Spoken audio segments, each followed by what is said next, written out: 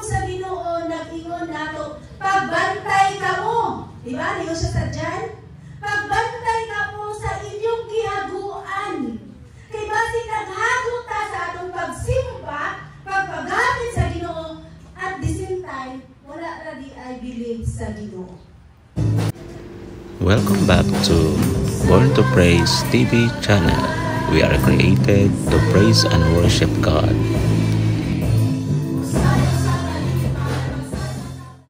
Mga igsuon, tungod kay gusto sa Dios magmabinantayon kita, tungkay siya mismo nga atong Ginoo nagbantay kanato.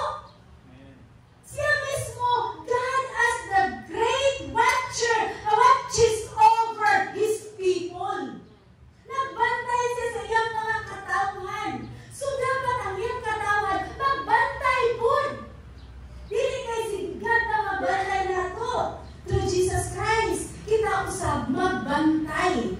Pero usahay na nato ang kinahiyang damhag. Damhag ta, kitang tanan damhag. Usahay. Sa atong pagpanunti, sa atong sinuutan, sa atong ginuhatan. That's why the Holy Spirit dili mo puyok nato every moment. Usahay dry ta. Wala na kay nana. Dry ta. Bisan sa pag-ampo. Bisan pa sa paghimaya siyang buhit nanay. Bisan pa sa pag-alagan niya. Nagpanata usahay. Unang dili ta maghibalag. Because the dryness is with us. Because wala ka nagbabinantayon. Pero ang pulong sa Ginoo tungod siyang dakong gugma, bilinako, o diha nimo, kanunay kaniyang gitudluan. Pinaagi nining maong sambingay parabol kung sa ato pilion.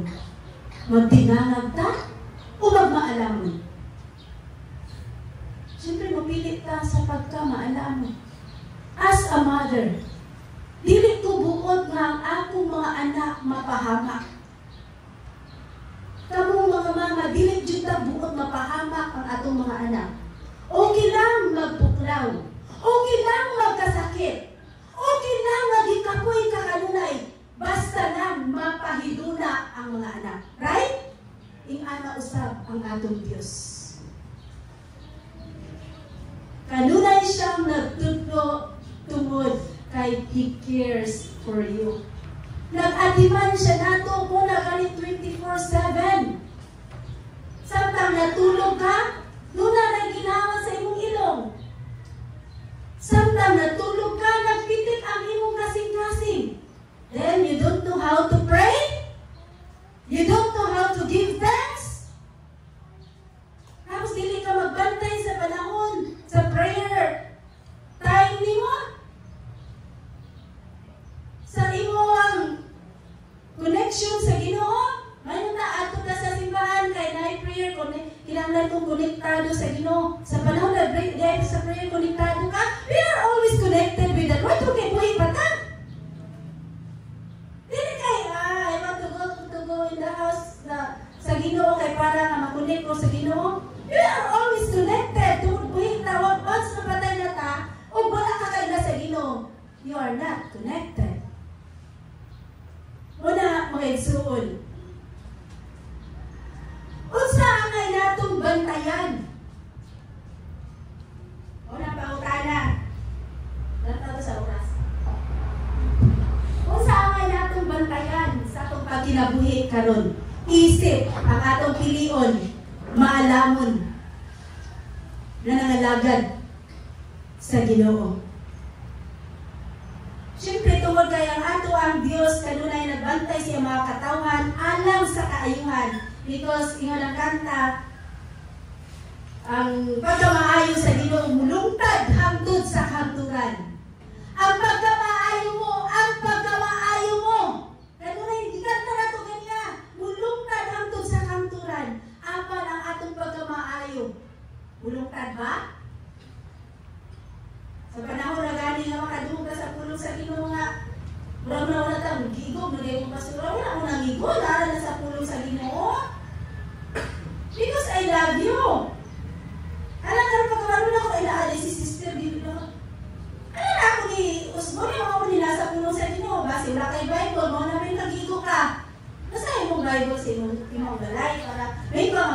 pag-iigo kay suon. So unsay angay natong bantayan? Bantayan ko nimo, bantayan ko ikaw. Muna siya mo pasabot anak. Kay gibantayan ta sa Ginoo o kita magmabinantayon kanunay. Muna kani ang inahan, bantayan niya ang mga anak. Ang amahan, bantayan niya ang mga anak. Ang asawa, bantayan niya ang bana. Ang bana, bantayan niya ang asawa.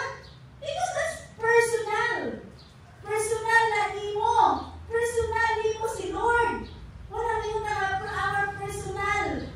Nga atong manluluwas, subantayan nato ang atong kaluwasan. Dili ka langay-langay, dili ta magduka-duka, dili ta relax-relax. But we need to be watchful.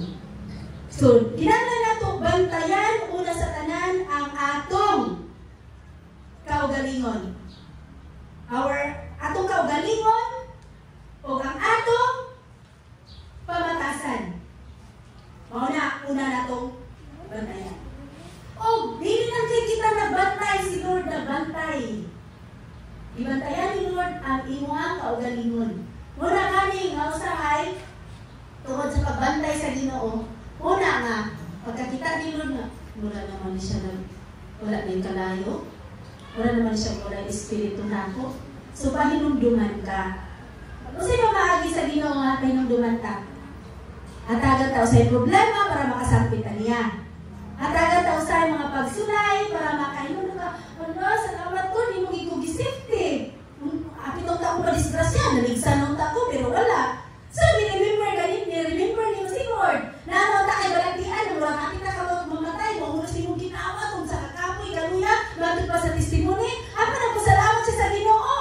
It's that, remember, yung naman, si Lord, yung si Mahon. Muna sa ka mga pagbantay sa Ginoo. Una nga ito, i-check ang atong kaugalingon sa ato ang ay bantayan. Bantayan atong kaugalingon o atong pamatasan matag adlaw. Okay, so makita sa Psalms 31 verse 1 and 1 Timothy 4:16. Bantayan nato itong kaugalingon. So ang atong kaugalingon naglangkob na siya diya sa ato ang lawas kalag. Iyon man sa atong pagbati. Muna, tibuok, bantayan nato. Physical, body, and spirit. Muna, bantayan na nato mga iso. Next, bantayan mo sa nato ang mga false teacher.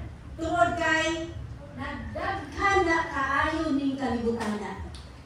So, mauna nga, giginanglan kang magkabalo sa pulong sa Ginoo kay unya malinglata sa mga minute na mga pagtulunan. Unang read your Bible every day. Pray without ceasing. Kaya may tendency man nga, nakay mga balag na higalan ni mo nga. Do, murag, ayaw kay siya. Makahatag ko siya sa ako ang mga bitinuha. Hindi ang mga magtudlo. Hindi man, mas sa'yo ba may pastura kay sa iya, ha? So, pwede na ka nga, malingla. Kaya wala ko kay pagbantay sa pulong sa Ginoo, alin dyan ka magkatibulaan na taani.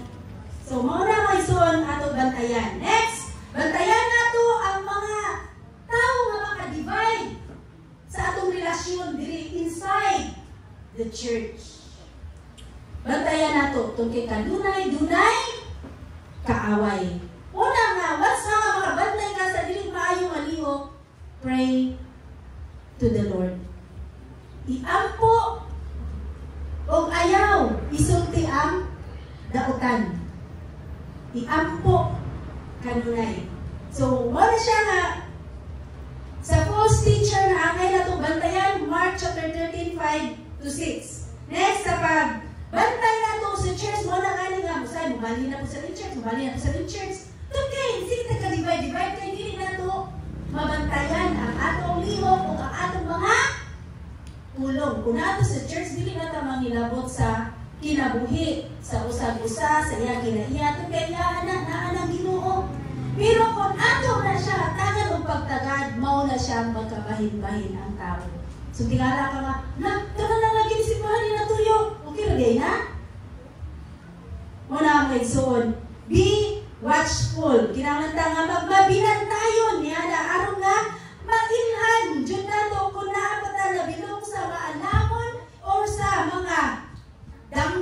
nga mga dalaga. So, lisod kaayo. Igsoon. So, ang danghag mga igsoon, kinaiya sa danghag, tigpakaron ingnon. Ano kinaiya sa danghag? Tigpakaron ingnon. Igsoon. Ang tigpakaron ingnon, kanunay nagpakita sa iyang buhat na makita sa tao. Apan ang maalamon, kanunay nagpakita sa sulod. Na mao'y makitaan sa Ginoo. Diba? Ngayon, ang Proverbs na kung maalamon ka, magpakahilom na gamit ka, dili ka magsaba-saba, kaya di makaganado gubot. So mo siya mga igsuon. Mark chapter 12 verse 38 to 40. Then, ang kinanglan na to ang atong bantayan, mao ang pagbalik sa ato ang Ginoo. Matthew 25:30. So mga igsuon, ang ato ang pagkinabuhi ng kalibutan na ato siya makumparar sa matag usa sa nakalinlain ng mga churches, sa nakalinlain ng mga tao. Pareho ta nga nagsimba, pareho ta nga dunay suga, o pulong sa Ginoo, kay magsimba ta dunay may pulong sa Ginoo. Pareho ta na ilana na ako tay Holy Spirit. So, pareha. Kung gigamit ka, gigamit sa Ginoo. So, kayo ta nga ano na ko, kanang kampante na ko, luwas na ko. Diba? Wala ta. Tinutumi ang 5 kadanghag. Anong wala sila nakasulod? Nanaaman ta sila'y suga, napos sila'y lana. Anong wala nakasulod? Nakasulod. Tod kay, kulangan sila sa ilang pagbantay. Kung di kakabali mo bantay sa imong suga, imo na pasigawon, sige. O sa man oras na abot, ang pamanunon kay nalangan na siya sa oras na abot. Tungang gabi. Ya kay, tungkol kay gadang-gadang, iyang kipasiga, iyang suga, alas 4 pa lang. Nasiga na sa pangabot sa tungang tubig, wala na ilana. Diba? So, mapod na sa ato ang pagkinabuhi. Magsiga na tao sa panahon sa Domingo. Punong-puno ta sa lana panahon sa Domingo. Puno ang ato ang suga. Pag-abot sa Monday, kurot. Tuesday, Wednesday, Thursday, Friday. Wala. Walay, kulang, wala igdudugang. So meaning to say, dili na di ay ta blessed sa panahon sa Domingo. Kundi matag, adlaw. Bantayi ang imong bantayi ang imong lihok, bantayi ang tibuok nimong kinabuhi. Nga ang lana sa Ginoo, ang Malang Espiritu Santo, mustay, magpuyo sa imuha. For watching, please don't forget to subscribe, like, and share.